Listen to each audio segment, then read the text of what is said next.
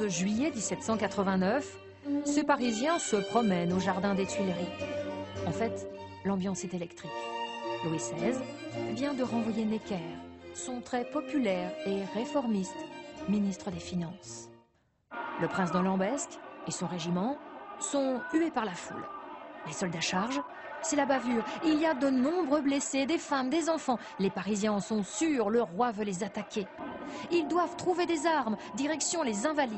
Le matin du 14 juillet, ils récupèrent des canons, des milliers de fusils, mais ça n'est pas encore assez. Alors, ils se dirigent vers la Bastille, une vieille forteresse où ils espèrent trouver d'autres armes. Le peuple va prendre cette Bastille immédiatement sans s'en rendre compte. En fait, c'est très facile de prendre un truc qui n'est pas gardé. Il y a 7 prisonniers là-dedans.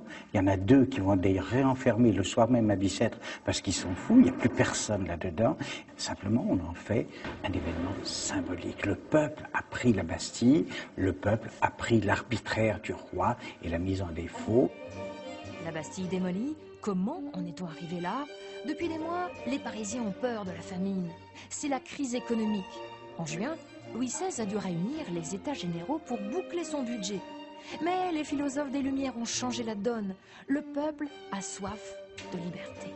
Généralement, ce qui arrivait jusque-là, c'est qu'une fois que les États généraux avaient donné le blanc-seing pour augmenter le budget, pour trouver des finances, ils se dispersaient, chacun rentrait chez soi.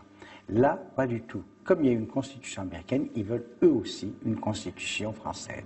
C'est le fameux serment du jeu de paume. Les 3 États jurent de rester unis. L'Assemblée nationale est née, la Bastille est tombée, la Révolution française vient de commencer.